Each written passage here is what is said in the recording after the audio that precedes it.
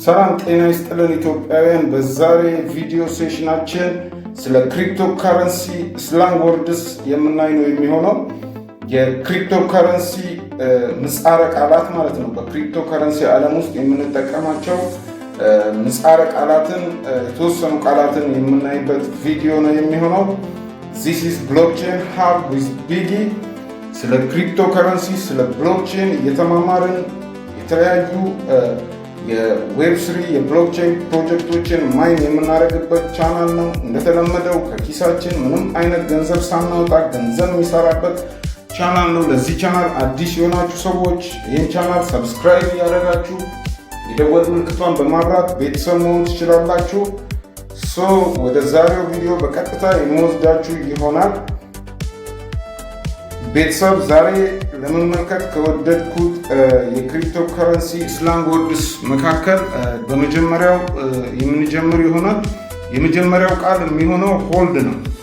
HODL ሆልድ ሲተነተን ሆልድ ኦን ፎር ዴር ላይፍ ሲሆን ሆልድ የክሪፕቶ ስላንግ ቃል ነው። ይህም ማለት በገበያ ተለዋዋጭነት ዋጋ በመቀነስ በመጨመር መካከል ምንም ሳንደናገጥ ክሪፕቶ ከረንሲን ለረጅም ጊዜ ኢንቨስትመንት የምናቆይበት ስርዓት ማለት ነው። በጥቂት ጊዜ ውስጥ ዋጋው ወይን የቀነሰ ብለን በመደናገጥ የምንሸጥ ከሆነ ይህንን ሆልድ ልንለው አንችልም። ለረጅም ጊዜ ብዙ ትርፍን ለማካበት የሚያዝ የክሪፕቶ አሴት ሆልድ ይባላል ማለት ነው። ወደ ሁለተኛው ቃል ስናልፍ ሁልጊዜ ቪዲዮን በማጋራ ሰዓት በመጨረሻ ዲስክሪፕሽን ስር የማስቀምጠው ቃል ነው። DYOR ነው ምህጻረ ቃሉ። ዲዮር ብለን እናነበዋለን። ሲተነተን ዱ ዩር አውን ሪሰርች በጣም የሚመቸኝ ቃል ነው። ዱ ዩር አውን ሪሰርች። ይሄ ትሬደርስ ወይም ኢንቨስት የሚያደርጉ ባለሀብቶች ማንኛውም ክሪፕቶ ጋር የተገናኙ ውሳኔዎችን ከማድረጋቸው በፊት ጥልቅ ጥናት እና ምርምር እንዲያደርጉ ያሳስባል ማለት ነው። ያው እንደምታውቁት ክሪፕቶ በጭፍን መሄድ ለከባድ ኪሳራ ሊዳርግ እንደሚችል በጣም ግልጽ ነው። ስለዛ የትኛውንም ክሪፕቶ ከረንሲ ለመግዛት ሆልድ ለማድረግ ከማሰባችን በፊት ዱ ዩር አውን ሪሰርች፣ የራሳችሁ ፋይናንስ ስለሆነ ዱ ዩር አውን ሪሰርች። እኔ እንደውም በተለያዩ ቪዲዮዎች ላይ ስለ አንዳንድ ፕሮጀክቶች ጥቆማ መረጃ ካደረስኩኝ በኋላ የራሳችሁን ሪሰርች ደግሞ እንዲጨምሩበት የሚል ማሳሰቢያ ሁልጊዜም አስተላልፋለሁ ማለት ነው። ወደ ቀጣዩ ቃል ስንሄድ ደግሞ FOMO ፎሞ። ይሄ ሲተነተን ምን ማለት ነው? ፊር ኦፍ ሚሲንግ አውት። ፊር ኦፍ ሚሲንግ አውት። ፎሞ ልታገኙ የሚችሉትን ትርፍ እንዳያመልጣችሁ ያላችሁን ፍራቻ ይገልጻል። ወይንም ዋጋ እየጨመረ ሲሄድ ክሪፕቶ መግዛትን የመሰለ ድንገተኛ ውሳኔዎችን እንድትወስኑ የሚያደርጋችሁ ስሜት ማለት ነው። ፊር ኦፍ ሚሲንግ አውት ለምሳሌ ብዙ ጊዜ ቢትኮይን ላይ የታየ ነገር ነው። ይሄ ማለት ምንድን ነው? BTC $80,000 ወደ $70,000 ወደ $90,000 ያለ ወደ $100,000 ሲጠጋ ኦልሞስት እኔ ሳልይዘው $200,000 ሊገባ ነው፣ እኔ ሳልገዛ $300,000 ሊገባ ነው የሚል ፍራቻ የሚፈጥረው ስሜት፣ በዛ ስሜት ተነሳስተን የምንወስነው ውሳኔ ማለት ነው።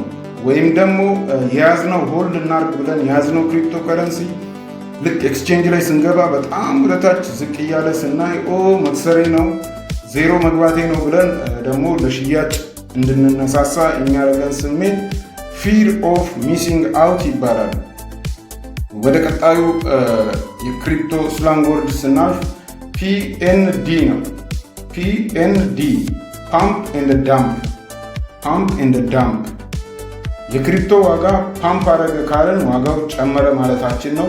የክሪፕቶ ፕራይስ ዳምፕ አረገ ካልን ደግሞ ዋጋው መቀነሱን ያሳያል ማለት ነው። በሌላ አገላለጽ ቡሊሽ ኤንድ ቤሪሽ የሚባለውን ነገር ያው ሰምታችሁ ታውቁታላችሁ።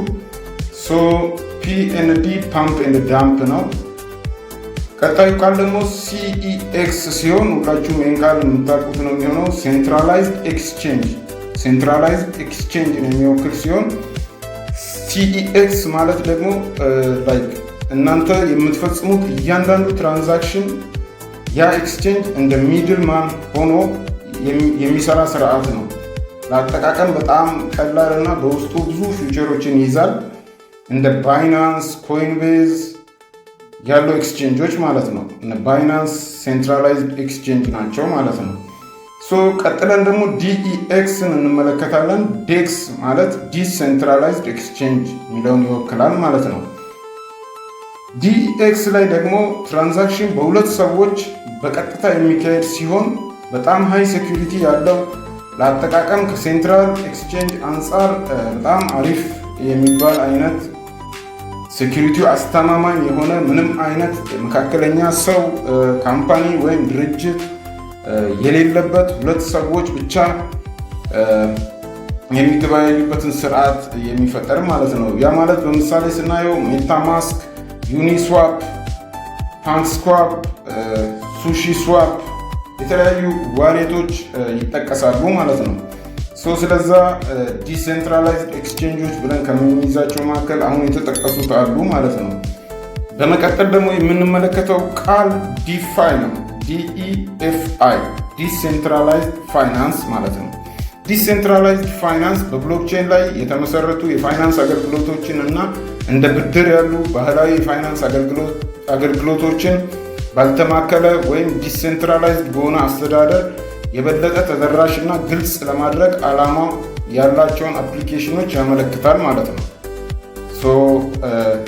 ዲፋይ የምንለው የተለያዩ የብድር ሲስተሞችን እያንዳንዱን ነገር በዲሴንትራላይዝድ ወይ የሚያሳልጥ ነው ማለት ነው። ቀጣዩ ቃል ደግሞ የሚሆነው 2FA። ይህን ቃል በብዙ ሌሎች አፕሊኬሽኖችን ላይ ብዙ ነገሮች ላይ ታውቁታላችሁ። 2FA ማለት ቱ ፋክተር አውተንቲፊኬሽን። 2FA ሁለት አይነት አውተንቲፊኬሽን ማለትም የይለፍ ቃል ፓስወርድ እና የአንድ ጊዜ ኮድ ዋን ታይም ኮድ እንዲያቀርቡ የሚጠይቅ ባላቸው የክሪፕቶ አካውንቶች ላይ ተጨማሪ ጥበቃን ለማድረግ የሚደረግ ማለት ነው። አንደኛው ሜትድ በኦቲፒ ሜሴጅ በማስላክ ሁለተኛው ደግሞ የይለፍ ቃልን በመጠቀም አውተንቲኬሽናችንን ወይም ደግሞ ሴኪሪቲያችንን የምናጠናክርበት መንገድ ነው ማለት ነው። ቀጥለን የምንመለከተው ደግሞ ATH ነው። ATH ኦል ታይም ሃይ። ATH ኦል ታይም ሃይ። ATH በክሪፕቶ ከረንሲ ወይም በማንኛውም ንብረት ከፍተኛ ዋጋን ይወክላል። ይህም ያ አሴት እስካሁን የደረሰበትን ከፍተኛ ዋጋ ማለት ነው። ያ ማለት መቼም የመጨረሻው ፒክ ፖይንት ማለት ነው። ልክ እንደዛ ኦል ታይም ሎውን ማየት እንችላለን። የመጨረሻ ዝቅተኛ ፕራይስ የደረሰበት ታይም የሚወክል ማለት ነው። እሺ ይሄ ኦል ታይም ሃይ እና ኦል ታይም ሎ ሁልጊዜ ኤክስቼንጅ ላይ ገብተን ወደ አንድ ኮይን ቀጥታ ራሳችን ዲሬክት ስናደርግ ስፖት ላይ በምንገባ ጊዜ ሁልጊዜ 24 ሃወር ሎው and 24 ሃወር ሃይ ያሳየናል። ልክ ኤቭሪ ክሪፕቶ ከረንሲዎች ላይ እንደምናየው ማለት ነው። ኦል ታይም ሃይ እና ኦል ታይም ሎው የመጨረሻ ከፍተኛ ዋጋ የደረሰበትና የመጨረሻ ዝቅተኛ ዋጋውን የሚወክል የክሪፕቶ አክሮኖሚ ነው ማለት ነው። በመቀጠል የምንመለከተው ደግሞ BTD ነው። BTD ባይ ዘ ዲፕ ይባላል ማለት ነው። ባይ ዘ ዲፕ BTD የኢንቨስትመንት ስትራቴጂ ሲሆን የክሪፕቶ ከረንሲ ዋጋ ሲቀንስ መግዛትን የሚያመለክት፣ ይህም ወደፊት ደግሞ ዋጋው በሚጨምር ጊዜ ትርፍን ልናካብትበት የምንችለው የኢንቨስትመንት ሜትር ነው ማለት ነው። ባይ ዘ ዲፕ ዲፕ በሆነ ሰዓት ጠብቆ ክሪፕቶ ከረንሲ መግዛት ማለት ነው BTD።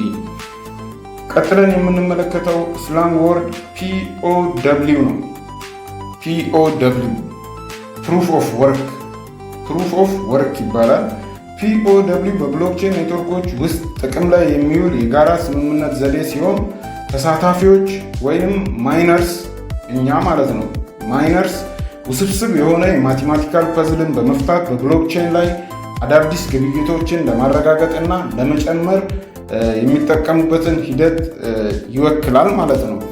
ይሄ ማለት ከቢቲሲ በቀላሉ መረዳት እንደምንችለው እስካሁን ድረስ ማይን የተደረገው የቢቲሲ ቁጥር ኦልሞስት ከ19 ሚሊዮን በላይ ሆኗል። ስቲል ናው ቢቲሲ በኤርድሮፕ ነው እየተሰጠ ያለው። የማግኘት እድሉ ማቴማቲካል ፐዝሉ በጣም ኮምፕሌክስ እየሆነ ከመምጣቱ የተነሳ ትልልቅ ፓወርፉል የሆኑ ኮምፒውተሮችን በመፈለጉ ነው እኛ ማይን ማናረገው። ፕሩፍ ኦፍ ወርክ ማለት በብሎክቼን ተሳታፊዎች ማይነርስ ሶልቭ እያደረጉ የሚያቀርቡት የማቴማቲካል ፐዝልን ይወክላል ማለት ነው። ቀጥሎ የምንመለከተውና የመጨረሻው የክሪፕቶ ስላንግ ወርድ የሚሆነው ፒኦኤ ነው። ፕሩፍ ኦፍ አውቶሪቲ። ፒኦኤ ሌላው የጋራ ስምምነት ዘዴ ነው። ነገር ግን እንቆቅልሾችን ከመፍታት ይልቅ ግብይቶችን ለማረጋገጥና ለማጽደቅ የተመረጡ የተፈቀደላቸው አረጋጋጭ ቡድን ላይ ይተማመናል። ይህም ቅልጥፍናና መስፋፋትን ያስቀድማል ማለት ነው። ፕሩፍ ኦፍ አውቶሪቲ የሚኖራቸው የተመረጡ በማይነሮች ውስጥ የተመረጡ ለዚህ ተግባር ሴሌክት የተደረጉ እንደ አምባሳደር ኦር ሰምቲንግ እነዚህ ሰዎች የሚያረጋግጡበት ሂደት ነው ማለት ነው። ቤተሰብ በቀጣይ ቪዲዮችንም እንደዚህ አይነት እውቀት ትንሽ ሊያስጨብጧቸው የሚችሉ ቪዲዮዎችን ይዤ እመጣለሁ ማለት ነው። ይህን ቪዲዮ ለመስራት ያስፈለገበት ዋናው ምክንያት ምንድን ነው? ክሪፕቶ ከረንሲን ማይን እያደረግን ነው። እንደሚታወቀው በጣም አሪፍ የሆኑ ፕሮጀክቶች እዚህ ቻናል ላይ እየሰራን ነው። በጎን ለጎን ደግሞ እንደነዚህ አይነት መሰረታዊ የሆኑ የክሪፕቶ ከረንሲን ቃላት እያወቅን መሄዳችን በክሪፕቶ አሴታችን ላይ ወደፊት ምን አይነት ውሳኔዎችን ማስተላለፍ እንዳለብንና ምን ቢፈጠር ምን ማድረግ እንዳለብን ውሳኔዎችን በራሳችን ብቁ ሆነን እንድንወስን የተሻለ አንደርስታንዲንጋችንን ይጨምርልናል ብዬ ከማሰብ አንጻር ነው። ቤተሰብ ምንም ያልገባችሁ ነገር ካለ ኮመንት ሴክሽን የፈለጋችሁትን ኩዌስችን ማንሳት የምትችሉ መሆኑን ልነግራችሁ እወዳለሁ። ከዛ በመቀጠል ለዚህ ቻናል አዲስ የሆናችሁ ሰዎች ይሄ ቪዲዮ ላይክ እያረጋችሁ ሰብስክራይብ እያረጋችሁ የደወል ምልክቷን በማብራት ቤተሰብ መሆን ትችላላችሁ። እንደዚህ አይነት የብሎክቼን እውቀቶች የተለያዩ የብሎክቼን ፕሮጀክቶች እንዲደርሷችሁ ማድረግ ትችላላችሁ። ቪዲዮ የተመቻችሁ ሰዎች ላይክ እያረጋችሁ ለጓደኞቻችሁ ሼር ማድረግ ትችላላችሁ። በቀጣይ ቪዲዮ እስከምንገናኝ ድረስ ባይ ባይ።